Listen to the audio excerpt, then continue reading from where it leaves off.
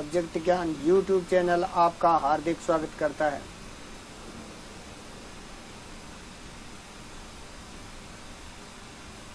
Subject ज्ञान YouTube channel को like, share, comment कीजिए और सब्सक्राइब करके बेल आइकन दबाइए।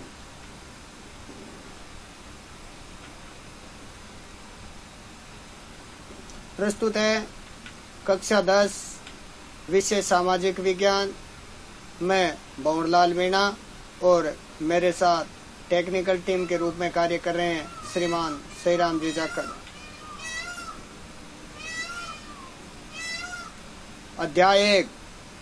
आज हम बात करेंगे स्वर्णिम भारत, जो प्रारंभ से लेकर के 1206 ईस्वी तक के काल को स्वर्णिम भारत या स्वर्णिम युग के नाम से जाना जाता है, उसके बारे में अध्ययन करेंगे। ध्यान से सुनेंगे। भारत का इतिहास एवं संस्कृति अपने प्रारंभिक काल से गौरवशाली रही है। भारत विश्व गुरु एवं सोने की चिड़िया कहलाता था। संपूर्ण विश्व को परिवार के रूप में मानना, वसुदेव कुटुंबकम तथा सभी के कल्याण व स्वास्थ्य की कामना, सर्वे भवन्तु सुखिन सर्वे सन्तु निरामया करना हमारा एक आदर्श है। उत्खनन और पुरातात्विक अवशेषों के आधार पर भारतीय संस्कृति का विश्वव्यापी स्वरूप दिखाई देता है। समुद्र पार भारतीय प्रदेशों को द्वीपांतर कहा जाता है।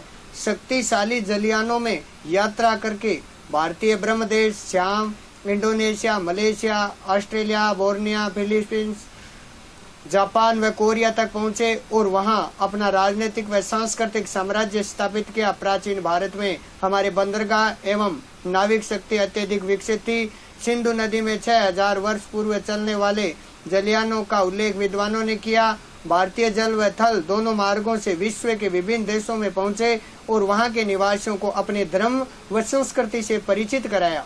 इन साहसी वीरों ने भारतीय दर्शन विज्ञान, ज्योतिष, स्थापत्य, युद्ध शास्त्र, नीति शास्त्र, संगीत व वैदिक ग्रंथों का विश्व के अंदर प्रसार किया और भारत की प्राचीन सभ्यताओं का हमें प्रारंभ से ही विकसित स्वरूप दिखाई देता है। अन्य जो सभ्यताएं थी विश्व के अंदर, वो आज विलुप्त होने के कगार पर है, लेकिन भारतीय सभ्यता आज भी विद्यमान है। आगे देखते हैं इसी क्रम में कि सिंधु सरस्वती सभ्यता, वैदिक सभ्यता, रामायण एवं महाभारत कालीन सभ्यता एवं संस्कृति का काल भी भारत का स्वर्णिम काल रहा। वेदों को विश्व ज्ञान कोश के रूप में जाना जाता है। सिंधु सरस्वती सभ्यता स्थापत्य की दृष्टि से सर्वोत्कृष्ट सभ्यता है। रामायण और महाभारत भारत के विभिन्न आदर्श एवं नीति ग्रंथों के रूप में प्रसिद्ध रहे हैं। हमारा महाजनपद काल गणतंत्रात्मक एवं संवैधानिक व्यवस्था का आदर्श रहा है।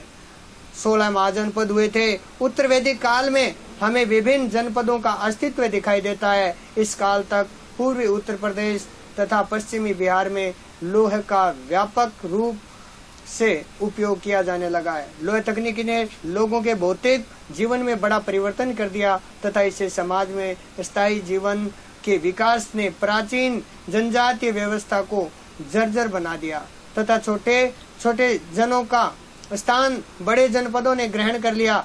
ईसा पूर्व 6वीं शताब्दी तक आते आते जनपद महाजनपदों के रूप में क्या हो गए? विकसित हो गए। इस प्रकार उत्तर काल में हमें जो विभिन्न जनपदों का अस्तित्व दिखाई देता है, उनका रूप धीरे धीरे परिवर्तित होकर के सामने आया। 6वीं शताब्दी ईसा पूर्व के प्रारंभ में उत्तर भारत में सार्वभौम सत्ता का पूर्णतः अभाव था। संपूर्ण भारत अनेक स्वतंत्र राज्यों में अलग अलग बंटा हुआ था और ये राज्य उत्तर वैदिक कालीन राज्यों की अपेक्षा अधिक विस्तृत तथा शक्तिशाली थे। अभी बात करते हैं इन महाजनपदों की। ये कौन कौन से महाजनपद थे? 16 और उनकी राजधानी क्या थी? देखिए, काशी जिसकी राजधानी वाराणसी थी, कुरु जिसकी राजधानी इंद्रप्रस्थ थी, अंग जिसकी राजधानी चंपा थी, मगध जिसकी राजधानी राजगृह या गिरिवृज के नाम से जाना जाता था, और उसके बाद वजी उसकी राजधानी विदय और मिथिला थी, मल उसकी राजधानी कुशावती या कुशीनार था, चेदी शक्तिमती या शोषितवती था, वत्स कौशाम्बी था, कौशल अयोध्या या बुद्ध काल में 2 भाग, उत्तरी भाग की राजधानी साकेत थी और दक्षिणी भारत की राजधानी की बात करें तो उसकी राजधानी थी श्रावस्ती। पांचाल की बात करें तो उसकी राजधानी, उत्तरी पांचाल की राजधानी अहिछत्र और दक्षिणी पांचाल की राजधानी है वो कांपिल्य थे। मत्स्य, विराट, सूरसेन की राजधानी मथुरा या सूरसेनाई या मेदोरा कहा जाता था। अशशक्य की राजधानी पोतन या पाटेली थी। अवंती की राजधानी उत्तरी अवनति की राजधानी उज्जैनी और दक्षिणी अवनति की राजधानी महिष्मती थी। गांधार की राजधानी तक्षशिला थी और कंबोज की राजधानी राजपुर या हाटक थी। इस प्रकार इन 16 महाजनपदों की राजधानियां अलग अलग रूपों में अलग अलग नामों से जानी जाती थी। इन शहरों को, इन राज्यों को आज अलग अलग नामों से भी जाना जाता है। ये महाजनपद काल 600 ईस्वी से लेकर के 600 ईसा पूर्व से लेकर 300 ईसा पूर्व तक का काल था। 6ठी शताब्दी ईसा पूर्व में उत्तर भारत में अनेक विस्तृत और शक्तिशाली स्वतंत्र राज्यों की इस प्रकार स्थापना हुई जिन्हें महाजनपदों की संज्ञा दी गई। बौद्ध ग्रंथ अंगुत्तर निकाय के अनुसार उस समय 16 महाजनपद विद्यमान थे। कितने महाजनपद थे? 16 महाजनपद थे। उपयुक्त 16 महाजनपदों में 2 प्रकार के राज्य थे, एक राजतंत्र और एक गणतंत्र। कौशल, वत्स, अवंती और मगध उस समय सर्वाधिक शक्तिशाली राजतंत्र थे।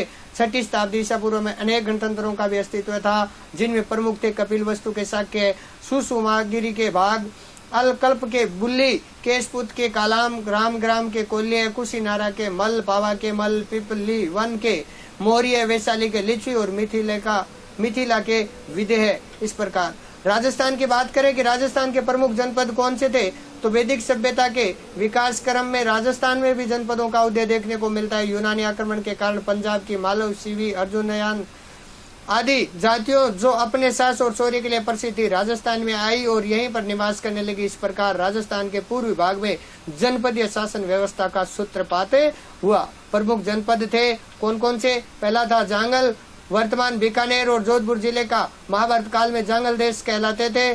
कहीं कहीं इसका नाम कुरु जांगला या माद्रिय जांगला भी मिलता है। इस जनपद की राजधानी अहिछत्रपुर थी जिसे इस समय नागौर कहते हैं। बीकानेर के राजा इसी जांगल देश के स्वामी होने के कारण स्वयं को जांगलधर बादशाह कहते थे और बीकानेर राज्य के राजचिन्ह में भी जय जांगलधर बादशाह लिखा मिलता है। इस प्रकार राजस्थान के अंदर भी आगे बात करते हैं। मत्स्य दूसरा जनपद था।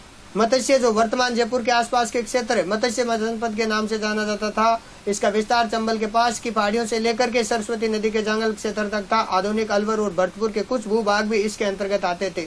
इसकी राजधानी विराटनगर थी जिसे वर्तमान में विराट नाम से जाना जाता है। मौर्य शासक बिंदुसार ने से पहले मत्स्य जनपद की स्पष्ट जानकारी का अभाव है।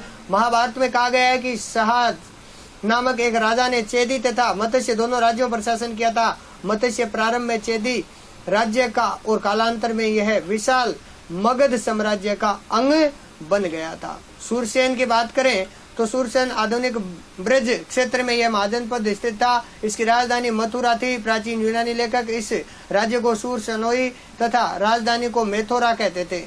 महाभारत के अनुसार यहाँ यदु यादव वंश का शासन था। भरतपुर, धौलपुर तथा करौली जिलों के अधिकांश भाग सूरसेन जनपद के अंतर्गत आते थे। अलवर जिले का पूर्वी भाग भी सूरसेन के अंतर्गत आता था।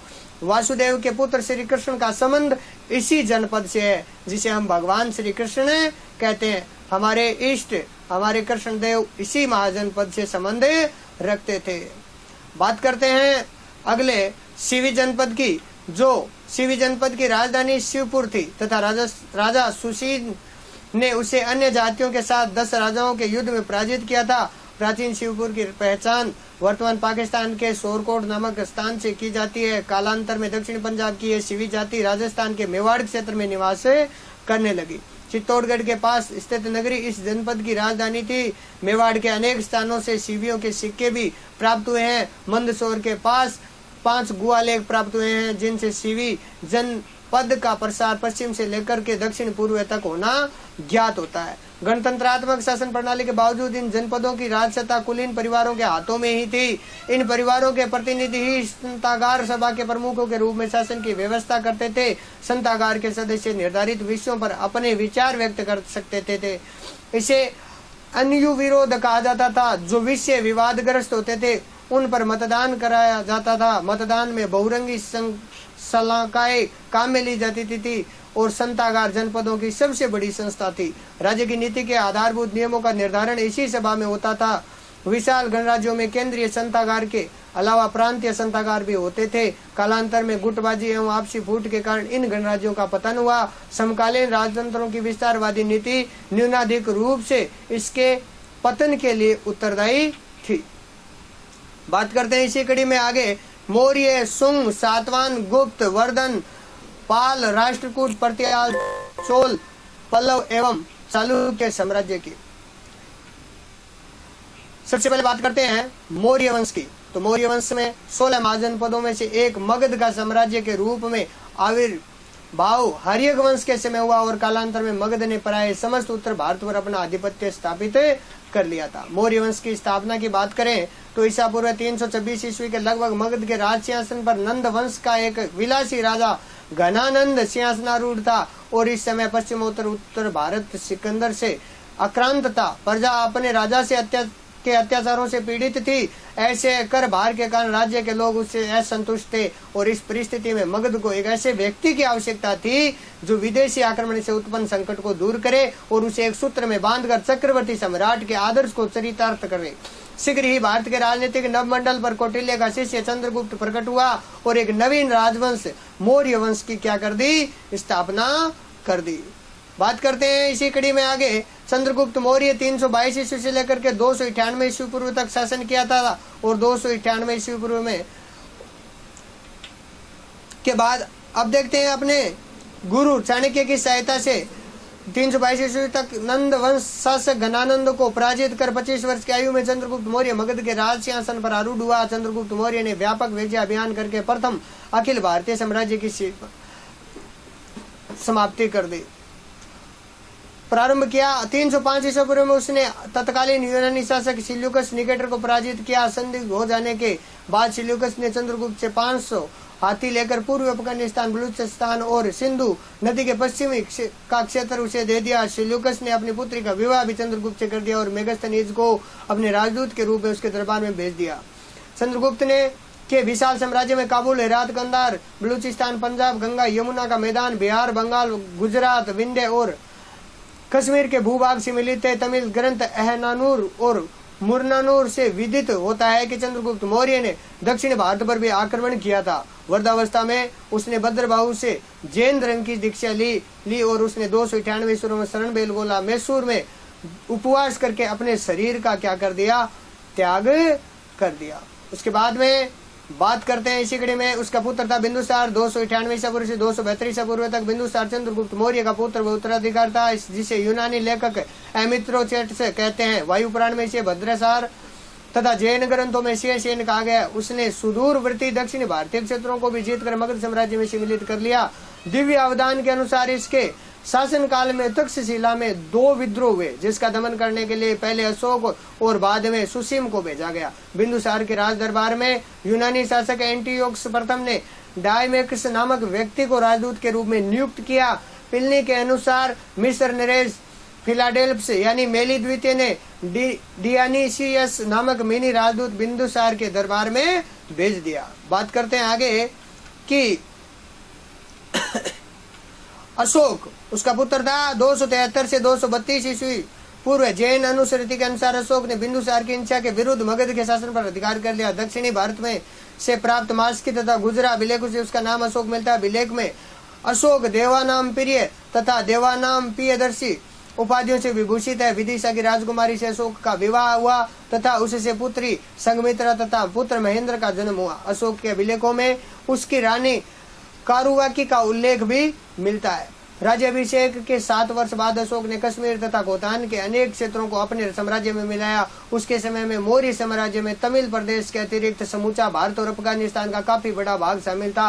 राज्याभिषेक के 8वें वर्ष 261 ईसा पूर्व में अशोक ने कलिंग पर आक्रमण किया, जिसमें 1 लाख लोग मारे गए। हाथी गुफा अभिलेख के आधार पर यह अनुमान लगाया जाता है कि उस समय कलिंग पर नंदराज शासन कर रहा था। इस व्यापक नरसंहार ने अशोक को विचलित कर दिया, फलतः उसने शस्त्र त्याग की घोषणा कर दी और मगध साम्राज्य के अंतर्गत कलिंग की राजधानी धोली या तोशाली बनाई।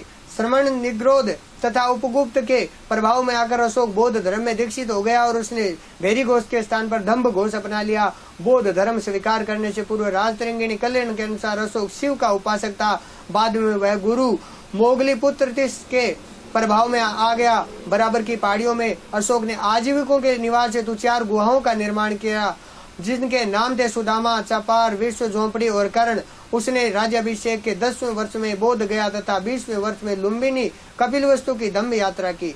रुमनदेही अभिलेख से विदित होता है कि उसने वहां भूमि की दर 1/4 से घटाकर 1/8 कर दी। अशोक के शिलालेखों में चोल, चेर, पांड्य और केरल के सीमावर्ती स्वतंत्र राज्य बताए गए हैं। राज्याभिषेक से संबंधित लघु शिलालेख में अशोक ने सुम को बुद्ध शाक्य कहा है। धम्म अशोक ने मशोक के मनुष्य की नैतिक उन्नति हेतु जिन आदर्शों को प्रतिपादन किया उन्हें धम्म कहा गया। अशोक के धम्म की परिभाषा दूसरे तथा 7वें स्तंभ लेख में दी गई है। उसके अनुसार कहा गया कि पाप कर्म से निवृत्ति, विश्व कल्याण, दान, दया, सत्य एवं कर्म शुद्धि ही धम्म है। साधु स्वभाव होना, कल्याणकारी कार्य करना, पाप रहित होना, व्यवहार में मृदुता लाना, दया रखना, दान करना, सुचिता रखना, प्राणियों का वध न करना, माता पिता व अन्य बड़ों की आज्ञा का मानना, गुरु के प्रति आदर, मित्रों, परिचितों, संबंधियों और ब्राह्मणों श्रमणों के प्रति दानशीलता होना व उचित व्यवहार करना अशोक द्वारा प्रतिपादन धम्म की आवश्यक शर्तें कौन सी है? देखिए, तीसरे अभिलेख के अनुसार धम्म में अल्प संग्रह और अल्प व्यय का भी विधान था। बाबरू शिलालेख के अनुसार अशोक ने बुद्ध के त्रिरत्नों बुद्ध, धम्म व संघ के प्रति अपनी आस्था को प्रकट किया। सांची, रायसेन मध्य प्रदेश व सारनाथ वाराणसी उत्तर प्रदेश। लघु स्तंभ लेख में अशोक ने कौशाम्बी तथा पाटलिपुत्र के महामात्रों को आदेश दिया कि संघ में फूट डालने वाले भिक्षु भिक्षुणियों को बहिष्कृत कर दिया जाए। प्रथम शिलालेख में यह विज्ञप्ति जारी की गई कि किसी भी यज्ञ के लिए पशुओं का वध न किया जाए। इस प्रकार उसने परिवर्तन किया। धम्म यात्रा की बात करें तो अशोक से पूर्व विहार यात्राएं की जाती थी, जिनमें राजा पशुओं का शिकार करते थे। अशोक ने इसके स्थान पर धम्म यात्रा का प्रावधान किया, जिसमें बौद्ध स्थानों की यात्रा तथा ब्राह्मणों, श्रमणों, वृद्धों को स्वर्ण दान किया जाता था। अनुसंधान अशोक के काल में राज्य के कर्मचारियों, प्रादेशिकों, रज्जुकों और युक्तकों को प्रति 5 वर्ष धर्म प्रचार हेतु यात्रा पर भेजा जाता था, जिसे लेखों में अनुसंधान कहा गया। धम्म महामात्र की बात करें तो राज्याभिषेक के 14वें वर्ष में अशोक ने धम्म महामात्रों की नियुक्ति की, जिनके मुख्य कार्य थे जनता में धम्म का प्रसार करना, उन्हें कल्याणकारी कार्य करने तथा दानशीलता के लिए उचित प्रोत्साहित करना, कारावास से कैदियों को मुक्त करना या उनकी सजा कम करना, उनके परिवार की आर्थिक सहायता करना आदि। आगे बात करते हैं इसी कड़ी के अंतर्गत कि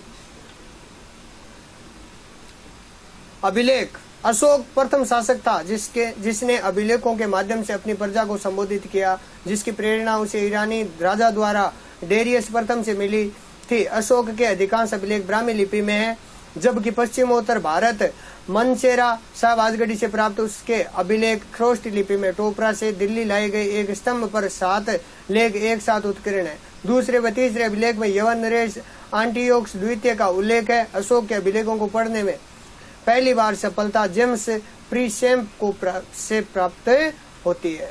ताम्रपर्णी की बात करें, श्रीलंका के राजा तिम्स ने अशोक से प्रभावित होकर देवनामप्रिय की उपाधि धारण की। उसके राज्याभिषेक के अवसर पर उसने अशोक को आमंत्रित भी किया। अशोक का पुत्र महेंद्र बोधि वृक्ष का एक भाग लेकर वहां पहुंचा। यहाँ से श्रीलंका में बौद्ध धर्म का पदार्पण माना जाता है। 40 वर्ष शासन करने के बाद 232 ईसा पूर्व में अशोक की मृत्यु हो गई। उसके बाद में बात करें अशोक के उत्तराधिकारियों तथा मौर्य साम्राज्य के पतन की, तो अशोक के बाद अगले 50 वर्ष तक उसके कमजोर उत्तराधिकारियों का शासन रहा। अशोक के बाद कुणाल भी आता है, कई जगह कुणाल राजा बना, जिसे दिव्य अवदान में धर्म विवर्धन का कहा गया है।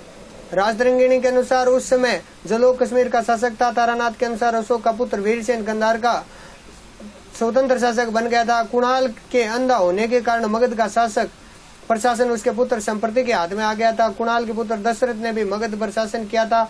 उसने नागार्जुनी गुफाएं आजीविकों को दान में दी थी। बृहदर्थ अंतिम मौर्य सम्राट था। उसके ब्राह्मण मंत्री पुष्यमित्र शुंग ने उसकी हत्या करके मगध के शुंग वंश के शासन की नींव बात करते हैं इसी कड़ी में आगे कि मौर्य प्रशासन किस रूप में था। मौर्य काल में भारत ने पहली बार केंद्रीकृत शासन व्यवस्था की स्थापना हुई। सत्ता का केंद्रीकरण राजा में होते हुए भी वह निरंकुश नहीं होता था। कौटिल्य ने राज्य के 7 अंग निर्दिष्ट किए थे। राजा, अमात्य, जनपद, दुर्ग, कोष, सेना और मित्र। राजा द्वारा मुख्यमंत्री और पुरोहित की नियुक्ति उनके चरित्र की भलीभांति जांच करने के बाद ही की जाती थी। इस क्रिया को उपदा परीक्षण कहा जाता था। ये लोग मंत्रिमंडल के अंतर्गत सदस्य थे, अंतरंग सदस्य कहलाते थे और मंत्रिमंडल के अतिरिक्त परिषा मंत्रण भी होता था, जो एक तरह से मंत्री परिषद ही होता था। केंद्रीय प्रशासन की बात करें तो अर्थशास्त्र में 18 विभागों का उल्लेख है, जिन्हें तीर्थ कहा गया है। तीर्थ के अध्यक्ष को महामात्र कहा गया है। सर्वाधिक महत्वपूर्ण तीर्थ थे मंत्री, पुरोहित, सेनापति और युवराज। उसके बाद में समाहर्ता की बात करें तो इसका कार्य राजस्व एकत्र करना, आय व्यय का ब्यौरा रखना तथा वार्षिक बजट तैयार करना था। इस प्रकार अलग अलग लोगों का अलग अलग कार्य था। सन्निधाता की बात करें जो कोषाध्यक्ष होता था, साम्राज्य के विभिन्न भागों में कोष गृह और अन्नगृह बनवाता था। अर्थशास्त्र में 26 विभागाध्यक्षों का उल्लेख है, जैसे कोषाध्यक्ष, शीताध्यक्ष यानी कृषि, पण्याध्यक्ष यानी व्यापार, सूत्राध्यक्ष यानी कताई बुनाई, लोणाध्यक्ष यानी बुचड़खाना, विविताध्यक्ष यानी चारागाह और लक्षणाध्यक्ष यानी मुद्रा जारी करना। मुद्रा अध्यक्ष, पोतवाध्यक्ष और बंदना गाराध्यक्ष, आठविक वन विभाग का प्रमुख इत्यादि युक्त व उपयुक्त महामात्य तथा अध्यक्षों के निमंत्रण में निम्न स्तर के कर्मचारी हुआ करते थे। सबसे बात करते हैं प्रांतीय प्रशासन की, कि प्रांत में किस प्रकार का प्रशासन था। तो अशोक के समय में मगध साम्राज्य के 5 प्रांतों का उल्लेख मिलता है। पहला उत्तरापद तक्षशिला, अवंती राष्ट्र, उज्जैनी, कलिंग, तौसलिक, दक्षिणापद, स्वर्णगिरी, मध्य प्रदेश, पाटलिपुत्र प्रांतों का शासन राजवंशीय कुमार या आर्यपुत्र नामक पदाधिकारियों द्वारा होता था। प्रांत विषयों में विभक्त है, जो विषय पतियों के अधीन होते थे। जिले का प्रशासनिक अधिकारी स्थानिक होता था, जो समाहर्ता के अधीन होता था। प्रशासन की सबसे छोटी इकाई का मुख्य गोप था, जो 10 गांवों का शासन संभालता था। समाहर्ता के अधीन प्रदेश ट्री नामक अधिकारी भी होता था, जो स्थानिक गोप व ग्राम अधिकारियों के कार्यों की जांच किया करता था। इस प्रकार एक के ऊपर एक अधिकारी हुआ करते थे। बात करते हैं कटक शोधन की। दूसरा जो ये फौजदारी अदालतें थी, 3 प्रदेश ट्री तथा 3 अमात्य मिलकर राज्य तथा व्यक्ति के मध्य विवादों का निर्माण करते थे। नगर न्यायाधीश को व्यवहारिक महामात्र तथा जनपद न्यायाधीश को रजुक कहते थे। चाणक्य के अनुसार कानून के 4 मुख्य अंग है, धर्म, व्यवहार, चरित्र और शासन। मौर्यकालीन समाज की बात करें तो कौटिल्य का अर्थशास्त्र, मेगस्थनीज कृत इंडिका तथा अशोक के अभिलेख से मौर्य काल की सामाजिक व्यवस्था की जानकारी मिलती है। कौटिल्य ने वर्णाश्रम व्यवस्था को सामाजिक संगठन का आधार माना है। कौटिल्य ने 4 वर्गों के व्यवसाय भी निर्धारित किए। 4 वर्णों के अतिरिक्त कौटिल्य ने अन्य जातियों जैसे निषाद, पार्श्व, रथकार, क्षता, वेदेहक, सूत, चांडक आदि का उल्लेख भी किया है। मेगस्थनीज की इंडिका में भारतीय समाज का वर्गीकरण 7 जातियों में किया गया है। दार्शनिक, किसान, पशुपालक व शिकारी, कारीगर या शिल्पी, सैनिक, निरीक्षक, सभासद तथा अन्य शासक वर्ग। मेगस्थनीज ने अपने वर्गीकरण में जाति, वर्ण और व्यवसाय के अंतर को भुला दिया है। मौर्य काल में स्त्रियों की स्थिति को अधिक उन्नत नहीं कहा जा सकता, फिर भी स्मृति काल की अपेक्षा वे अधिक अच्छी स्थिति में थी तथा उन्हें पुनर्विवाह व नियोग की अनुमति थी। उसके बाद में बात करते हैं इसी कड़ी में शुंग वंश की। तो शुंग में इसकी स्थापना 185 ईसा पूर्व में पुष्यमित्र शुंग ने की थी। मौर्य राजा भरतरथ का प्रधान सेनापति था। उसने उसे मारकर सिंहासन पर अधिकार कर लिया था। उसने 151 ईसा पूर्व तक राज्य किया। उसने कई युद्धों में विजय प्राप्त की और अपने राज्य काल में 2 बार अश्वमेघ यज्ञ किया। सुप्रसिद्ध संस्कृत व्याकरण पतंजलि अश्वमेघ यज्ञ में उसका क्या था, पुरोहित था। पुष्यमित्र के बाद शुंग वंश में जो प्रमुख राजा हुए उनके नाम थे अग्निमित्र, ज्येष्ठ मित्र, भद्रक, भागवत और देवभूति। देवभूति को उसके अमात्य वासुदेव ने लगभग 73 ईसा पूर्व शासन से उतार दिया था। इस प्रकार आगे देखते हैं नगर शासन। तो नगर शासन में मेगस्थनीज के अनुसार नगर का शासन प्रबंध 30 सदस्यों का एक मंडल करता था, जो 6 समितियों में विभक्त था। प्रथम समिति उद्योग शिल्पों का निरीक्षण, द्वितीय समिति विदेशों की देखरेख करना, तृतीय समिति जन्म मरण का लेखा जोखा करना, चतुर्थ समिति व्यापार वाणिज्य करना। उसके बाद में देखना 5वीं समिति की बात करें तो निर्मित वस्तुओं के विक्रय का निरीक्षण करना और 6ठी समिति के विक्रय मूल्य का 10वां भाग बिक्री करके रूप में वसूलना। प्रत्येक समिति में 5 सदस्य हुआ करते थे। पहला सैन्य व्यवस्था। सैन्य व्यवस्था की इसकी बात करें तो सेना के संगठन ने तो पृथक सैन्य विभाग था, जो 6 समितियों में विभक्त था। प्रत्येक समिति में 5 सदस्य होते थे। ये समितियां सेना के 5 विभागों की देखरेख किया करते थे। ये 5 विभाग थे: पैदल, अश्व, हाथी, रथ तथा नौसेना। सैनिक प्रबंधन की देखरेख करने वाले अधिकारी अंतपाल कहलाता था। सीमांत क्षेत्रों का व्यवस्थक भी अंतपाल होता था। मेगस्थनीज इंडिका के अनुसार चंद्रगुप्त मौर्य के पास 6 लाख पैदल, 50,000 अश्वारोही, 9,000 हाथी तथा 800 रथों से सुसज्जित विराट सेना हुआ करती थी। उसके बाद में बात करते हैं कि न्याय व्यवस्था कैसी थी। तो सम्राट न्याय प्रशासन का सर्वोच्च अधिकारी होता था। निचले स्तर पर ग्राम न्यायालय थे, जहाँ ग्रामीण और ग्राम वर्ग अपना निर्णय देते थे। इसके ऊपर संग्रहण, द्रोणमुख, स्थानीय और जनपद स्तर के न्यायालय होते थे। वो सबसे ऊपर पाटलिपुत्र का केंद्रीय न्यायालय था। ग्राम संघ और राजा के न्यायालय के अतिरिक्त अन्य सभी न्यायालय दो प्रकार के होते थे, एक धर्मस्तरीय और दूसरा। पहला धर्मस्तरीय की बात करें तो इन न्यायालयों में निर्णय का कार्य धर्मशास्त्र के में निपुण 3 धर्मशास्त्र धर्मस्थ या व्यावहारिक और 3 अमात्य करते थे। धर्मस्थलीय एक प्रकार की दीवानी अदालत होती थी। चोरी, डाके व लूट के मामले जिन्हें साहस कहा गया है, इसे भी धर्मस्थलीय अदालतों में रखे जाते थे। कुवचन, मान हानि, मारपीट के मामले भी धर्मस्थलीय न्यायालय में ही लाए जाते थे, जिन्हें वाक पारुष्य या दंड पारुष्य कहा जाता है। प्रश्न आ सकता है, दंड पारुष्य किसे कहते हैं, तो याद रखना। उसके बाद आता है सातवाहन वंश। सातवाहन वंश आंध्र, गोदावरी और कृष्णा नदियों की घाटी में शिमुख नामक व्यक्ति ने लगभग 60 ईसा पूर्व में सातवाहन वंश की नींव डाली। ये राजवंश आंध्र और सातवाहन दोनों नामों से विख्यात जाना जाता है। शिमुख का राज्यकाल 37 ईसा पूर्व तक माना जाता है। उसके उपरांत सातकर्णी प्रथम ने सातवाहन वंश की शक्ति एवं सत्ता का विस्तार किया। सातकर्णी प्रथम ने अश्वमेघ यज्ञ किया और समस्त दक्षिणी भारत पर अपनी सार्वभौम सत्ता स्थापित की। उसकी राजधानी गोदावरी नदी के तट पर स्थित प्रतिष्ठान यानी आधुनिक पैठण नामक नगरी थी। सातकर्णी प्रथम की मृत्यु के बाद शकों के आक्रमणों के फलस्वरूप सातवाहनों की शक्ति में ह्रास होने लगा और महाराष्ट्र में शक वंश का शासन आरंभ हुआ, जो पश्चिमी क्षत्रप वंश कहलाता था।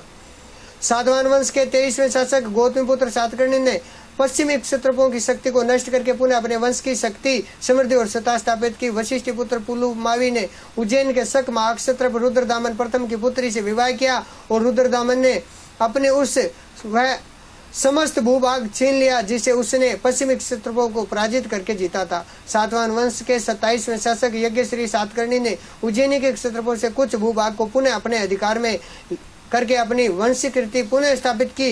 यज्ञश्री ने कई प्रकार की मुद्राएं चलाई, जिनमें कुछ पर जलपोत भी अंकित है। इससे प्रतीत होता है कि उसका साम्राज्य समुद्र तक विस्तृत था। इस वंश के सभी शासक हिंदू धर्म के अनुयायी थे।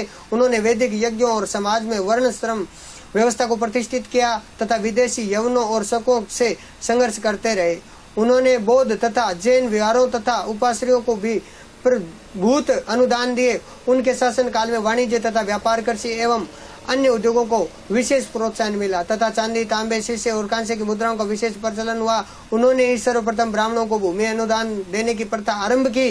सातवाहन राजाओं ने पश्चिमी दक्कन में अनेक चैत्य एवं विहार बनवाए, जिनमें कार्ले का चैत्य सुप्रसिद्ध है। 40 मीटर लंबा है, 15 मीटर ऊंचा है। ये चैत्य वास्तुकला का एक अद्भुत नमूना या उदाहरण है। गुप्त साम्राज्य की बात करें तो 275 से 550 ईस्वी तक यानी उत्तर भारत में कुषाण सत्ता 230 ईस्वी के लगभग समाप्त हो गई। तब मध्य भारत का एक भूभाग शक मुरंडों से शासन में आ गया, जो कि 250 ईस्वी तक शासन करते रहे। उसके बाद 275 में गुप्त वंश अस्तित्व में आया। इस वंश का संस्थापक श्रीगुप्त था। समुद्रगुप्त ने शुंभ को प्रयाग प्रशस्ति में श्रीगुप्त का प्रपौत्र कहा। श्रीगुप्त के बाद घटोत्कच गुप्त शासक हुआ। इसकी उपाधि महाराज थी। घटोत्कच की उपाधि क्या थी? महाराज थी। उसके बाद चंद्रगुप्त प्रथम 320 ईस्वी से 335 ईस्वी तक की बात करें तो घटोत्कच के बाद उसका पुत्र चंद्रगुप्त प्रथम गुप्त वंश का शासक हुआ। इसने महाराजा धीराज की पदवी धारण की। उसने लिच्छवी वंशज कुमारी देवी से विवाह किया। चंद्रगुप्त प्रथम ने 319 ईस्वी में एक संवत चलाया, जो गुप्त संवत के नाम से प्रसिद्ध है। समुद्रगुप्त की बात करें 335 से 380 ईस्वी तक चंद्रगुप्त प्रथम ने समुद्रगुप्त को अपना उत्तराधिकारी नियुक्त किया। उसका आदर्श दिग्विजय और एकीकरण था। वह साम्राज्यवाद में विश्वास रखता था। उसके दरबारी कवि हरिसेन ने उसकी सैनिक सफलताओं का विवरण इलाहाबाद प्रशस्ति अभिलेख में किया। यह अभिलेख उसी स्तंभ पर उत्कीर्ण है जिस पर अशोक का अभिलेख उत्कीर्ण है। इसके द्वारा जीते क्षेत्र को 5 समूह में बांटा जा सकता है। गंगा, यमुना, दोआब के राज्य, पूर्वी हिमालय के राज्य, पूर्वी विंध्य क्षेत्र के आठविक राज्य, पूर्वी दक्कन व दक्षिण भारत के राज्य और शक एवं कुषाण राज्य। इलाहाबाद प्रशस्ति के अनुसार वह कभी भी युद्ध में नहीं आ रहा था। समुद्रगुप्त के पास एक शक्तिशाली नौसेना भी थी, जिससे वह विदेशों से संबंध सुदृढ़ कर सका। समुद्रगुप्त ने अश्वमेघ यज्ञ भी किया। उसके सिक्कों पर रस्सों में एक पराक्रम लिखा मिलता है। यह ललित कलाओं में निपुण था, उसे कविराज भी कहा गया। वह संगीत में निपुण था। एक सिक्के पर उसकी आकृति वीणा बजाती हुई। वह विष्णु का भक्त था, परंतु उस दूसरे धर्मों का भी सम्मान वह आदर किया करता था। इस प्रकार बात करते हैं आगे चंद्रगुप्त द्वितीय की। 380 से 412 ईस्वी तक चंद्रगुप्त द्वितीय समुद्रगुप्त का पुत्र, उसका नाम देवराज तथा देवगुप्त भी मिलता है। उसने अपने साम्राज्य को विवाह संबंधों और विजयों द्वारा बढ़ाया। उसने अपनी पुत्री प्रभावती का विवाह वाकाटक राजा रुद्रसेन से किया, जिसकी मृत्यु के पश्चात प्रभावती अपने छोटे पुत्र को गद्दी पर बिठा राज्य की वास्तविक शासक बन गई। चंद्रगुप्त द्वितीय ने पश्चिमी मालवा व गुजरात को भी जीता। उज्जैन को उसने अपनी द्वितीय राजधानी बनाया। शक विजय के पश्चात उसने विक्रमादित्य की उपाधि धारण की। कुमारगुप्त महेंद्रादित्य 414 से 455 ईस्वी की बात करें तो चंद्रगुप्त द्वितीय के बाद उसका पुत्र कुमारगुप्त शासक बना। कुमारगुप्त को ही नालंदा विश्वविद्यालय का संस्थापक माना जाता है। उसका राज्य सौराष्ट्र से बंगाल तक फैला था। अपने राज्य के अंतिम दिनों में उसे पुष्यमित्र के विद्रोह का सामना करना पड़ा। बात करते हैं इसी कड़ी में आगे कि सकंदगुप्त जो 455 से 467 ईस्वी तक शासन पर रहा। सकंदगुप्त ज्येष्ठ पुत्र न होते भी राज्य का उत्तराधिकारी बना। जूनागढ़ अभिलेख द्वारा ज्ञात होता है कि सकंदगुप्त ने मौर्य द्वारा निर्मित सुदर्शन झील का जीर्णोद्धार करवाया था। जूनागढ़ अभिलेख में इस बात का उल्लेख है कि सिंहासन पर बैठने के समय सकंदगुप्त को मलेच्छों के रूप में कुख्यात हुणों से जूझना पड़ा था और सकंदगुप्त ने अंततः हुणों को पराजित कर दिया था। गुप्त वंश की सांस्कृतिक उपलब्धियों की यदि हम बात करें तो भारत के सांस्कृतिक इतिहास में गुप्त वंश का बहुत महत्व है। गुप्त सम्राट वैदिक धर्म को मानने वाले थे। समुद्रगुप्त था। कुमारगुप्त प्रथम ने तो अश्वमेघ यज्ञ भी किया था। उन्होंने बौद्ध और जैन धर्म को भी परिचय दिया। चंद्रगुप्त द्वितीय के समय चीनी यात्री पायन भारत आया था। उसके विवरणों से पता चलता है कि गुप्त साम्राज्य सुशासित था। उसमें अपराध बहुत कम होते थे और कर भार भी बहुत कम था। राजकाज की भाषा संस्कृति अभिज्ञान शकुंतलम नाटक तथा रघुवंश महाकाव्य के रचयिता कालिदास, मर्चकटिकम नाटक के लेखक शूद्रक, मुद्रा राक्षस नाटक के लेखक विशाखा दत्त तथा सुविख्यात कोशकार अमर सिंह गुप्त काल में ही हुए थे। रामायण महाभारत तथा मनु संहिता अपने वर्तमान रूप में गुप्त काल में ही सामने आई थी। बात करते हैं गुप्त काल में आर्यभट्ट, वराहमिहिर तथा ब्रह्मगुप्त ने गणित तथा ज्योतिर्विज्ञान के विकास में बहुत बड़ा योगदान दिया। इसी काल में दशमलव प्रणाली का आविष्कार हुआ जो बाद में अरबों के माध्यम से यूरोप तक पहुंची। उस काल की वास्तुकला, चित्रकला, धातुकला के प्रमाण झांसी और कानपुर के अवशेष, अजंता की कुछ गुफाओं, दिल्ली में स्थित लोह स्तंभ, नालंदा में 80 फुट ऊंची बुद्ध की तांबे की मूर्ति तथा सुल्तानागंज स्थित 7.5 फुट ऊंची बुद्ध की तांबे की प्रतिमा से मिलते हैं। गुप्तकालीन समाज की यदि हम बात करें तो गुप्तकालीन समाज परंपरागत रूप से 4 वर्णों में बंटा हुआ था। समाज में ब्राह्मणों का स्थान सबसे ऊपर था। उसके कर्तव्य माने जाते थे अध्ययन, अध्यापन, यज्ञ और दान। क्षत्रिय का कर्तव्य राष्ट्र की रक्षा करना होता था। वैश्य का कार्य व्यापार और वाणिज्य करना होता था। शूद्र सेवा प्रदान करता था। गुप्त काल में जातियों के विषय में व्यवसाय का बंधन शिथिल होने के कारण होने लगा था। फिर भी वर्गों का आधार गुण और कर्म न होकर जन्म पर ही था। स्त्रियों का समाज में महत्वपूर्ण स्थान होता था। धार्मिक कर्तव्यों में पति के साथ पत्नी की उपस्थिति अनिवार्य मानी जाती थी। स्त्री शिक्षा का प्रचलन भी था। पर्दा प्रथा नहीं थी। उस समय 8 प्रकार के विवाहों का प्रचलन था। स्वयंवर की बात करें तो यह प्रथा भी विद्यमान थी। गुप्त काल में मिश्रित जातियां, मुर्दा व्यक्तिकरण, अम्बष्ट, पार्श्व आदि उग्र थी। कायस्थ गुप्त युग में एक वर्ग था परंतु बाद में यह एक जाति के रूप में अस्तित्व में आ गया था। गुप्तकालीन साहित्य में नारी का आदर्श चित्रण था। पुत्र के अभाव में पुरुष की संपत्ति पर उसकी पत्नी का प्रथम अधिकार हुआ करता था।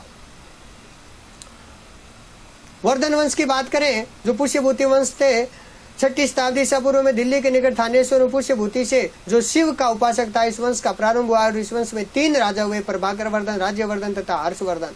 प्रभाकर वर्धन की मृत्यु के बाद सिंहासन पर उसका बड़ा पुत्र राज्यवर्धन बैठा, किंतु राज्याभिषेक के बाद राज्यवर्धन को युद्धों में उलझना पड़ा और बंगाल के गौड़ शासक शशांक द्वारा 606 ईस्वी में उसका वध भी कर दिया गया। उसके बाद उसका छोटा भाई हर्षवर्धन 606 से 647 ईस्वी तक शासक बना, जिसने 40 वर्ष तक राज्य करके अपनी कीर्ति का विस्तार किया। वह निसंतान था, अतः उसकी मृत्यु के साथ ही पुष्यभूति वंश का क्या हो गया, अंत हो गया। किंतु उन्होंने उनके युग को भी स्वर्ण युग या उत्तरोत्तर भारत का युग भी कहते हैं। जिस समय हर्ष सिंहासन पर बैठा, राज्य की स्थिति अत्यंत संकटपूर्ण थी। गौड़ बंगाल के शासक शशांक ने उसके बड़े भाई राज्यवर्धन का वध कर डाला और उसकी छोटी बहन राज्यश्री अपने प्राणों की रक्षा के लिए किसी अज्ञात स्थान पर चली गई थी। हर्षवर्धन ने शीघ्र ही अपनी बहन को ढूंढ निकाला और कामरूप के राजा भास्कर वर्मा से संधि करके शशांक के विरुद्ध एक बड़ी सेना भेज दी। यद्यपि दक्षिण में उसकी सेनाओं को लगभग 620 ईस्वी में चालुक्य राजा पुलकेशिन द्वितीय ने नर्मदा नदी के तट पर से पीछे खदेड़ दिया था। हर्ष के साम्राज्य की सीमाएं उत्तर में हिमाच्छादित पर्वतों, दक्षिण में नर्मदा नदी के तट, पूर्व में गंगा तथा पश्चिम में वल्लभी तक विस्तृत थी। कन्नौज इस विशाल साम्राज्य की राजधानी माना जाता है, या कन्नौज उसकी राजधानी थी। हर्ष ने महाराजाधिराज की पदवी धारण की।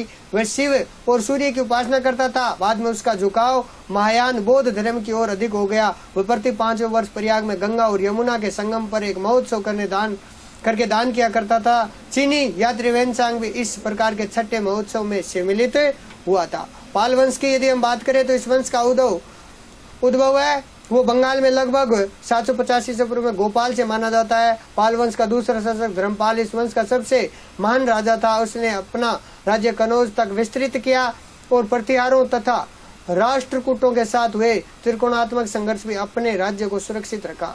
उसने पुत्र एवं उत्तराधिकारी देवपाल ने भी कई युद्धों में विजय प्राप्त की। वह अपनी राजधानी को पाटलिपुत्र से बंगाल ले गया। उसकी राजसभा में सुमात्रा के राजा बालपुत्र देव का दूत आया। देवपाल 810 से 850 ईस्वी के बाद पाल वंश की राज्य शक्ति शासकों की निर्बलता तथा गुर्जर प्रतिहार राजाओं के आक्रमणों के कारण क्षीण होने लगा।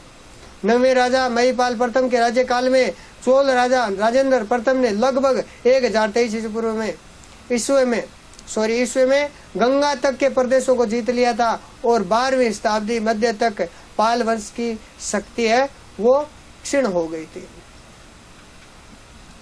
आगे बात करते हैं इसी कड़ी के अंदर कि पालवंशी राजा बौद्ध थे और उनके राज्य काल में बौद्ध शिक्षा केंद्रों के बड़ी उन्नति हुई। नालंदा तथा विक्रमशिला के प्रसिद्ध महाविहारों को उनका संरक्षण प्राप्त था। प्रसिद्ध बौद्ध भिक्षु अतिशा 10वें पाल राजा न्यायपाल के राज्यपाल में तिब्बत के राजा के निमंत्रण पर वहां गया था। पालवंशी राजा कला तथा वास्तुकला के महान प्रेमी थे। उन्होंने धीमान तथा विट्टपाल जैसे महान शिल्पियों को संरक्षण प्रदान किया। पाल युग के अनेक जलाशय दीनापुर जिले में आज भी बचे हुए हैं। राष्ट्रकूट वंश की बात करें तो इस राजवंश की स्थापना दंती दुर्ग ने 736 ईस्वी में की थी। उसने नासिक को अपनी राजधानी बनाया। इस वंश में 14 शासक हुए। दंती दुर्ग वातापी के चालुक्यों के अधीन सामंत था। उसने अंतिम चालुक्य शासक कीर्तिवर्मा द्वितीय को पराजित करके दक्षिण में चालुक्यों की सत्ता समाप्त कर दी। कृष्ण प्रथम ने एलोरा के सुप्रसिद्ध कैलाशनाथ मंदिर का निर्माण करवाया। वंश के चौथे शासक ध्रुव ने गुर्जर प्रतिहार शासक वत्सराज को पराजित किया और 5वें शासक गोविंद तृतीय ने गुर्जर प्रतिहार शासक नागभट्ट द्वितीय और पाल शासक धर्मपाल को पराजित किया। उसने राष्ट्रकूटों के साम्राज्य को मालव प्रदेश से कांची तक विस्तृत कर दिया। छठा शासक अमोघ वर्ष शांति प्रिय था जिसने लगभग 64 वर्षों तक राज्य किया। उसी ने मान्यखेत यानी मालखेड़ को राष्ट्रकूटों की राजधानी बनाया। अरब यात्री सुलेमान ने अमोघ वर्ष की गणना विश्व के तत्कालीन 4 महान शासकों में की। कृष्ण द्वितीय तथा इंद्र तृतीय ने कन्नौज के तत्कालीन शासक महिपाल को पराजित करके भागने को विवश कर दिया। 12वें शासक कृष्ण तृतीय के शासनकाल में राष्ट्रकूटों का दक्षिण के चोल शासकों से एक दीर्घकालीन संघर्ष आरंभ हो गया। उसके बाद में राष्ट्रकूटों का पराभव कल्याणी के चालुक्य द्वारा हुआ। चालुक्य शासक तेलप ने 973 ईस्वी में इस वंश के कर्क द्वितीय को पराजित करके मान्यखेत पर अधिकार कर लिया। राष्ट्रकूट शासक वैदिक धर्म के प्रबल समर्थक थे। उन्होंने कई भव्य मंदिरों का निर्माण करवाया। वे संस्कृत तथा कन्नड़ साहित्य के पोषक थे। अरबों ने इस वंश के शासकों को बलहरा यानी बल्लराज संबोधित किया। गुर्जर प्रतिहार वंश की यदि हम बात करें तो गुर्जर प्रतिहार वंश इस राज्य की स्थापना नागभट्ट नामक एक सामंत द्वारा 225 ईस्वी में गुजरात में हुई। अतः इसका नाम गुर्जर प्रतिहार पड़ा। नागभट्ट प्रथम बड़ा वीर था। उसने सिंध की ओर से होने वाले अरबों के आक्रमण का सफलतापूर्वक सामना किया। वत्सराज इस वंश का पहला शासक था जिसने सम्राट की पदवी धारण की। वत्सराज के पुत्र नागभट्ट द्वितीय ने 816 ईस्वी के लगभग गंगा की घाटी पर हमला किया और कन्नौज पर अधिकार कर लिया। वह अपनी राजधानी भी कनौज ले आया। नागवर द्वितीय राष्ट्रकूट राजा गोविंद तृतीय से पराजित हुआ। उसके वंशज कनौज तथा आसपास के क्षेत्रों में 1018 से 19 ईस्वी तक शासन करते हुए रहे।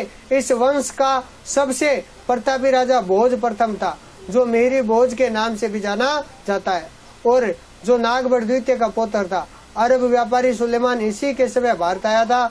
अगला सम्राट महेंद्रपाल था, जो कर्पूर मंजरी नाटक के रचयिता महाकवि राजशेखर का शिष्य और संरक्षक था। महेंद्र का पुत्र महिपाल राष्ट्रकूट राजा इंद्र तृतीय से बुरी तरह क्या हुआ, पराजित हुआ।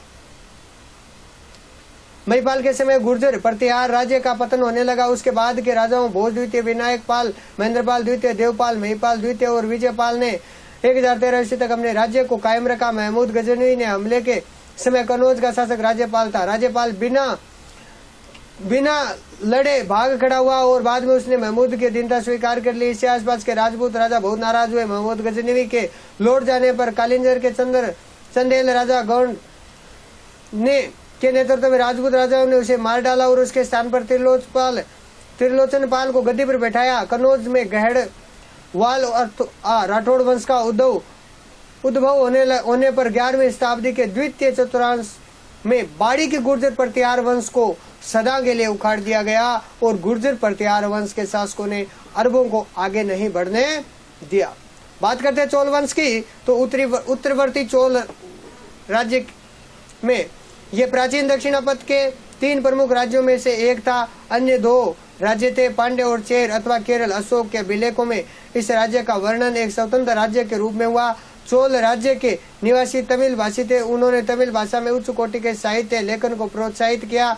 तिरुवल्लुर रचित कुरल इसका अच्छा उदाहरण है। करिकाल लगभग 100 ईस्वी चोल वंश का एक राजा हुआ जिसने पुहार या पुकार नगर की नींवें डाली। उसने सिंहल से युद्ध किया और युद्ध बंदियों से कावेरी नदी के किनारे 100 मील लंबे बांध का निर्माण करवाया था। वह चोलों की राजधानी को उर्गपुर यानी उरियूर से कावेरीपत्तनम ले गया। चोल राजा विजय ले के पुत्र और उत्तराधिकारी आदित्य लगभग 880 से 907 ईस्वी ने पल्लव नरेश अपराजित को हराया। आदित्य के पुत्र प्रांतक प्रथम ने पल्लवों की शक्ति को पूरी तरह कुचल दिया। उसने पांड्यों की राजधानी मथुरा पर भी अधिकार कर लिया। चोल राजराज प्रथम 985 से 1013 से संपूर्ण मद्रास, मैसूर, कुर्ग और सिंहल द्वीप श्रीलंका को अपने अधीन करके पूरे दक्षिणी भारत का एक छत्र सम्राट बन गया था। उसने अपनी राजधानी तंजौर में भगवान शिव का राजराजेश्वर वरदेश्वर मंदिर बनवाया। उसके पुत्र और उत्तराधिकारी राजेंद्र प्रथम 1016 से 44 ईस्वी के पास शक्तिशाली नौसेना थी जिसने पेगू, मर्तबान तथा अंडमान निकोबार द्वीपों को जीता। उसने बंगाल और बिहार के शासक महिपाल से युद्ध किया। उसकी सेनाएं कलिंग पार करके ओड यानी ओडिशा, दक्षिणी कौशल, बंगाल और मगध होती हुई गंगा तक भी पहुंची। इस विजय के उपलक्ष्य में उसने गंगकोंड की उपाधि धारण की। उसका पुत्र और उत्तराधिकारी राजा धीराज 1044 या 54 ईस्वी चालुक्य राजा सोमेश्वर के साथ हुए कोम्म के युद्ध में मारा गया, परंतु वीर राजेंद्र 1034 से 69 ईस्वी ने चालुक्य को कुंडल संगम के युद्ध में परास्त कर पिछली हार का बदला ले लिया। चोलों में शीघ्र उत्तराधिकार के लिए युद्ध छिड़ गया। इसके फलस्वरूप सिंहासन राजेंद्र कुलोतुंग प्रथम 1070 से 1022 ईस्वी को प्राप्त हुआ। राजेंद्र कुलोतुंग की मां चोल राजकुमारी और पिता चालुक्य राज्य का स्वामी था। इस प्रकार कुलोतुंग ने चालुक्य चोलों के एक नए वंश की स्थापना की। उसने 40 वर्षों तक शासन किया। चोल प्रशासन की यदि हम बात करें तो चोलों का प्रशासन ग्राम पंचायत प्रणाली पर आधारित था। प्रशासन की सुविधा की दृष्टि से संपूर्ण चोल राज्य 6 प्रांतों में बंटा हुआ था जिनको मंडलम कहा जाता था। मंडलम के उपविभाग कोटम, कोटम के उपविभाग नाडु, कुर्रम और ग्राम होते थे। अभिलेखों में नाडु की सभा को नाटर और नगर की श्रेणियों को नगरतार कहा गया। गाँव के प्रतिनिधि प्रतिवर्ष नियमित निर्वाचित होते थे। प्रत्येक मंडलम को तो स्वायत्त प्राप्त थी, लेकिन राजा को नियंत्रित करने के लिए कोई केंद्रीय विधानसभा नहीं थी। पर भूमि की उपज का लगभग 6वां भाग सरकार को लगान के रूप में मिलता था। लगान अनाज में या स्वर्ण मुद्राओं में दिया जा सकता था। चोल राज्य में प्रचलित सोने का सिक्का कासू कहलाता था, जो 16 औंस का होता था। चोल राजाओं के पास विशाल स्थल सेना के साथ साथ मजबूत जाजी बेड़ा भी था। चोल राजाओं ने सिंचाई की बड़ी बड़ी योजनाएं पूरी की थी। चोल कला के बारे में बात करें तो चोलों ने पल्लवों की स्थापत्य कला को आगे बढ़ाया। चोलों की द्रविड़ मंदिर शैली की कुछ विशेषताएं हैं। वर्गाकार विमान मंडप, गोपुर, कलापूर्ण स्तंभों की युक्त वृहद सदन, सजावट के लिए पारंपरिक सिंह चाली, ब्रैकेट तथा संयुक्त स्तंभों आदि का होना। राजराज प्रथम का तंजौर का शिव मंदिर, राजराजेश्वर मंदिर द्रविड़ शैली का एक विशाल शानदार नमूना है। दक्षिण भारत में नहरों की प्रणाली चोलों की देन है। चोल मंदिरों में चिदम्बरम और तंजौर के मंदिर सर्वोत्कृष्ट है। चोल युग की नटराज, शिव के कांसे की मूर्तियां भी सर्वोत्कृष्ट मानी जाती है। मंदिरों के गोपुरम शैली का विकास इसी युग के अंतर्गत हुआ था। समाज की बात करें तो चोल राजा शैव धर्मानुयायी थे। राजाधिराज के लेखों में अश्वमेघ यज्ञ का भी उल्लेख है। समाज में स्त्रियां संपत्ति की स्वामी होती थी। दास और देवदासी प्रथा भी वहां पर प्रचलित थी। पल्लव वंश की बात करें तो इस वंश के शासक अर्काट, मर्दास, त्रिचानापल्ली तथा तंजौर के आधुनिक जिलों पर राज्य करते थे। शिलालेख में पहले पल्लव राजा का उल्लेख कांची के विष्णुगोप का मिलता है। पल्लवों में सिंह विष्णु 6वीं शताब्दी ईस्वी के उत्तरार्ध में सिंहासन पर बैठा था। उसके बाद लगभग 2 शताब्दियों तक पल्लवों ने राज्य किया। प्रमुख पल्लव राजाओं के नाम महेंद्र वर्मा प्रथम लगभग 600 से 25 ईस्वी, नर सिंह वर्मा प्रथम, महेंद्र वर्मा द्वितीय, परमेश्वर वर्मा, नरसिंह वर्मा द्वितीय, परमेश्वर वर्मा द्वितीय, नंदी वर्मा द्वितीय तथा अपराजित थे। उसके बाद महेंद्र वर्मा महान वास्तु निर्माता था। उसने पत्थरों को तराशकर अनेक मंदिर बनवाए। महेंद्र वर्मा प्रथम ने मत विलास प्रहसन नामक नाटक भी लिखा। उसने महेंद्र तालाब भी खुदवाया। उसने लगभग 610 ईस्वी में चालुक्य राजा पुलकेशिन द्वितीय ने उसको क्या कर दिया, पराजित किया था। आगे बात करें तो महेंद्र के पुत्र तथा उत्तराधिकारी नरसिंह वर्मा महामल्ल ने 642 ईस्वी में पुलकेशिन द्वितीय को परास्त कर दिया और उसकी राजधानी वातापी पर अधिकार कर लिया। परंतु चालुक्य ने 655 ईस्वी में इस हार का बदला ले लिया। चालुक्य राजा विक्रमादित्य प्रथम ने पल्लव राजा परमेश्वर वर्मा को पराजित कर उसकी राजधानी कांची पर अधिकार कर लिया। प्रारंभ में पल्लव राजाओं ने मलपुरम या महाबलीपुरम नगर की स्थापना की और वहां पर 5 रथ मंदिरों का निर्माण करवाया। यहाँ चट्टानों को तराशकर मूर्तियां उत्कीर्ण की गई। कांची में भी पल्लव राजाओं ने मंदिर बनवाए। पल्लव शासकों में भी कुछ विष्णु के उपासक थे और कुछ शिव के। चालुक्य वंश की यदि हम बात करें तो चालुक्य वंशी पुलकेशिन प्रथम के ने अश्वमेघ यज्ञ किया। वातापी के चालुक्यों का 13 वर्षों के व्यवधान को छोड़कर 550 ईस्वी से लेकर के 757 ईस्वी तक शासन किया। चालुक्य नरेशों में चौथा पुलकेशिन द्वितीय सबसे अधिक विख्यात है। उसने 608 ईस्वी में शासन ग्रहण किया। उसका राज्य विस्तार उत्तर में नर्मदा से लेकर के दक्षिण में कावेरी तक था। 642 ईस्वी में पल्लव नरेश नरसिंह वर्मा द्वारा पराजित हुआ। पुलकेशिन के पुत्र विक्रमादित्य प्रथम ने चालुक्य शक्ति पुनः प्रतिष्ठित की। चालुक्य नरेश विक्रमादित्य ने 973 ईस्वी में राष्ट्र को नरेश को परास्त कर दिया और कल्याणी को अपनी राजधानी बनाकर नए चालुक्य राज्य की स्थापना की। यह नया राज्य 973 ईस्वी से 1200 ईस्वी तक बनकर सत्तासीन रहा। कल्याणी के इस चालुक्य राज्य का एक लंबे अरसे तक तंजौर के चोल वंशी शासकों से संघर्ष चलता रहा। सत्याश्रय नामक चालुक्य राजा जो को चोल नरेश राजराज ने परास्त किया और चालुक्य सोमेश्वर प्रथम ने इस अपमान का बदला न केवल चोल नरेश राजधिराज को कोम्पम के युद्ध में करारी हार देकर किया, वर्ण इस युद्ध में उसने राजाधिराज का वध भी कर दिया। सातवें नरेश विक्रमादित्य षष्ठ ने जो विक्रमांक के नाम से विख्यात था कांची पर अधिकार कर लिया और प्रसिद्ध कवि विल्हण को संरक्षण प्रदान किया। विल्हण ने विक्रमादित्य के जीवन पर आधारित विक्रमांक देवचरित नामक ग्रंथ लिखा। वातापी और कल्याणी के चालुक्य नरेशों ने हिंदू होने पर भी बौद्ध और जैन धर्म को प्रसिद्ध दिया। चालुक्य राजाओं ने अनेक मंदिरों का निर्माण कराया। याज्ञवल्क्य के स्मृति की मिताक्षरा व्याख्या के लेखक प्रसिद्ध विधि वेदा विज्ञानवेश्वर चालुक्यों की राजधानी कल्याणी में ही रहा करते थे। मिताक्षरा को हिंदू कानून का एक आधिकारिक ग्रंथ माना जाता है।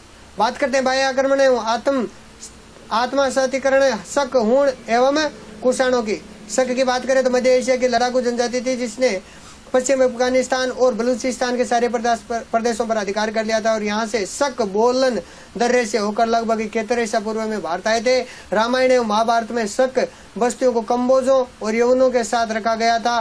कालकाचार्य कथानक में भारत पर शकों के आक्रमण का उल्लेख मिलता है जिसमें उन्हें शककुल यानी शककुल कहा गया है। बात आती है सिंधु प्रदेश को जीतकर उन्होंने सौराष्ट्र में शक शासन की स्थापना की। मुद्राओं और लेखों से स्पष्ट है कि इसकी एक शाखा ने उत्तरापथ और मथुरा में अपना आधिपत्य स्थापित कर लिया था और कालांतर में वे अवंती, सौराष्ट्र और महाराष्ट्र में फैल गए थे। तक्षशिला के शक शासकों में मावेज एवं एजेज के नाम आते हैं। तक्षशिला में शक शक्ति का विनाश पल्लवों द्वारा हुआ। हमाहमस और हागान मथुरा के प्रारंभिक शक क्षत्रप थे। मथुरा से प्राप्त सिंह शीर्षक लेख में बाद के शक शासक राजबुल को महाक्षत्रप कहा गया। मथुरा के शकों ने पूरे पंजाब तक अपनी सीमा का विस्तार कर लिया। मथुरा में शक शक्ति का विनाश कुषाणों द्वारा हुआ। पश्चिमी भारत में शकों के क्षहरात वंश के बमुक तथा नहपान 2 शासक ज्ञात हैं। इन शक शासकों ने सातवाहनों से कुछ प्रदेश जीते और महाराष्ट्र, काठियावाड़ और गुजरात पर शासन किया। नहपान के समय भारत तथा पश्चिमी देशों के बीच समृद्ध व्यापारिक संबंध कायम हुए।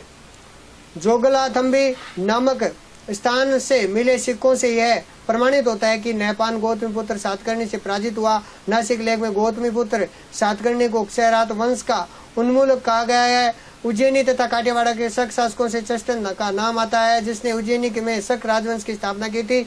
इस वंश के शासकों ने अपने लेखों तथा मुद्राओं पर शक संवत का उपयोग किया था। चष्टन का पुत्र रुद्रदामन महत्वपूर्ण सराक हुआ, जिसके बारे में जानकारी जूनागढ़ लेख से प्राप्त होती है। रुद्रदामन का साम्राज्य पूर्व पश्चिमी मालव, द्वारका, जूनागढ़, साबरमती नदी, मारवाड़, सिंधु घाटी, उत्तरी कोंकण एवं विंध्य पर्वत तक फैला हुआ था। मुद्राओं से प्रदर्शित होता है कि चष्टन का वंश 305 ईस्वी में समाप्त हो गया था।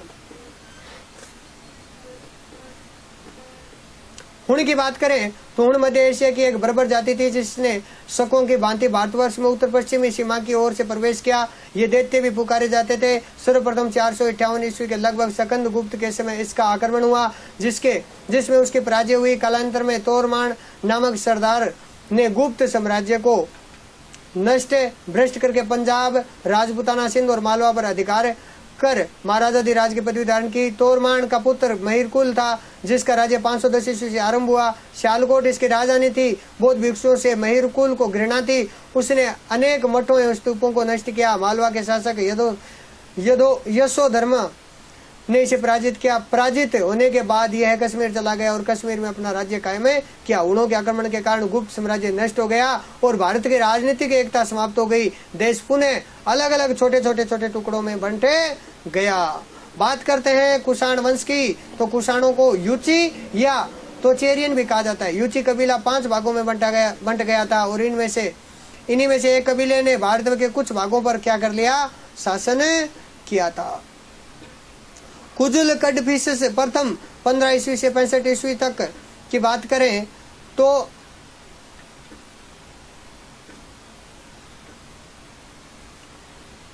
यह अपनी जाति के गौरव का संस्थापक था।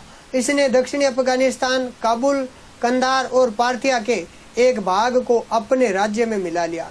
इसने वैदिक धर्म को अंगीकार किया। विम कडफिस द्वितीय यानी 65 से 75 ईस्वी की बात करें तो भारत के एक विशाल क्षेत्र पर इसका राज्य था। यह शैव मत का अनुयायी था। इसकी कुछ मुद्राओं पर त्रिभुज, त्रिशूलधारी, व्याघ्र चर्मा, ग्राही, नंदी अभिमुख भगवान शिव की आकृतियां अंकित है। इसने भारत में पहली बार अपने नाम के सोने के सिक्के चलाए थे। कनिष्क की बात करें तो यह भारत के प्रमुख कुषाण राजाओं में माना जाता है। परंपरा के अनुसार इसके समय में कश्मीर के कुंडलवन में आचार्य पारसु की अध्यक्षता में चौथी बौद्ध संगति संपन्न हुई थी। इसकी प्रथम राजधानी पेशावर एवं दूसरी राजधानी मथुरा थी। इसने 78 ईस्वी में नया संवत चलाया, जिसे शक संवत के नाम से जाना जाता है। कनिष्क ने कश्मीर को जीतकर वहां कनिष्कपुर नामक नगर बसाया। उसने कासगर, यारकंद व खौतान पर भी विजय प्राप्त की। महास्थान बोगार में पाई गई सोने की मुद्रा पर कनिष्क की एक खड़ी मूर्ति अंकित है। मथुरा जिले में कनिष्क की एक प्रतिमा भी प्राप्त हुई है।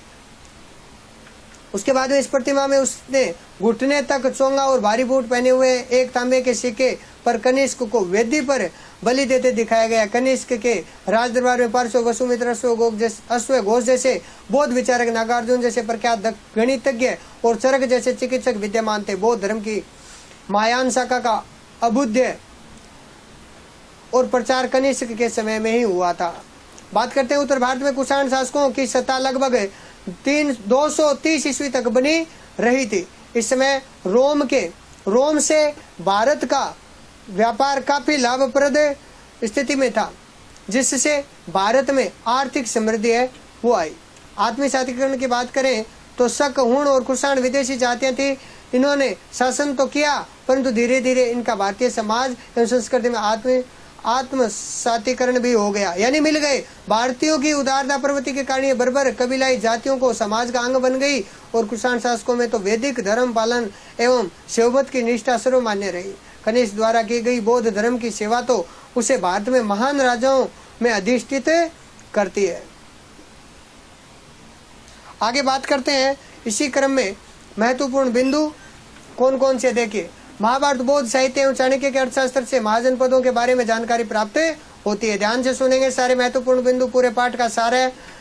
चंद्रगुप्त मौर्य के विशाल साम्राज्य में काबुल, हेरात, कंधार, बलूचिस्तान, पंजाब, गंगा यमुना का मैदान, बिहार, बंगाल, गुजरात, विंध्य तथा कश्मीर के भूभाग इसके अंतर्गत सम्मिलित है। बात करते हैं, अशोक ने मनुष्य की नैतिक उन्नति हेतु जिन आदर्शों का प्रतिपादन किया उन्हें धम्म कहा गया। उनके अनुसार पाप कर्म से निवृत्ति, विश्व कल्याण, दया, दान, सत्य एवं कर्म शुद्धि ही धम्म माना गया है। अशोक के अधिकांश अभिलेखों ब्राह्मी लिपि में है, जबकि पश्चिमोत्तर भारत से प्राप्त उनके अभिलेख अरमाइक से निष्पन्न खरोष्ठी लिपि में है। अशोक के अभिलेखों को पढ़ने में पहली बार सफलता जेम्स प्रीसेंस को प्राप्त हुई थी। बात करते हैं कौटिल्य के अनुसार राज्य के 7 अंग राजा, अमात्य, जनपद, दुर्ग, कोष, सेना और मित्र हैं। बात करते हैं सातवाहन वंश के सभी शासक हिंदू धर्म के अनुयायी थे। उन्होंने वैदिक यज्ञों और वर्णाश्रम व्यवस्था को प्रतिष्ठित किया तथा यवनों और शकों से क्या किया, संघर्ष किया। देखो विद्यार्थियों, इलाहाबाद प्रशस्ति के अनुसार समुद्रगुप्त कभी युद्ध नहीं हारा था। बात करते हैं आर्यभट्ट, वराहमिहिर तथा ब्रह्मगुप्त ने गुप्त काल में गणित तथा ज्योतिर्विज्ञान के विकास में बहुत बड़ा योगदान दिया था। गुर्जर प्रतिहार वंश की स्थापना नागभट्ट एवं एक नामक एक सामंत ने 725 ईस्वी में की थी और उसके राज्य की स्थापना गुजरात में हुई थी। अतः एवं उसके वंश का नाम गुर्जर प्रतिहार वंश पड़ा। बात करते हैं चोल शासक राजराज प्रथम ने अपनी राजधानी तंजौर में भगवान शिव का राजराजेश्वर यानी वरदेश्वर मंदिर बनवाया। चोल युग के कांसे की शिव मूर्तियां कला की दृष्टि से बहुत ही प्रसिद्ध है। बात करते हैं सातवाहन गौतमीपुत्र सातकर्णी को नासिक लेख में शकों को नष्ट करने के कारण क्षय रात वंश उन्मूलक कहा गया है। देखिए, कनिष्क ने 78 ईस्वी में नया संवत चलाया जिसे शक संवत के नाम से जाना जाता है। तो बात आती है शक संवत किसने चलाया था, तो याद रखना। तो प्यारे विद्यार्थियों, यदि आपको यह वीडियो पसंद आया है तो आप सब्जेक्ट ज्ञान YouTube चैनल को लाइक, शेयर, कमेंट कीजिए और सब्सक्राइब करके बेल आइकन को दबाइए। आपने अपना अमूल्य समय दिया, इसके लिए आपका बहुत बहुत धन्यवाद।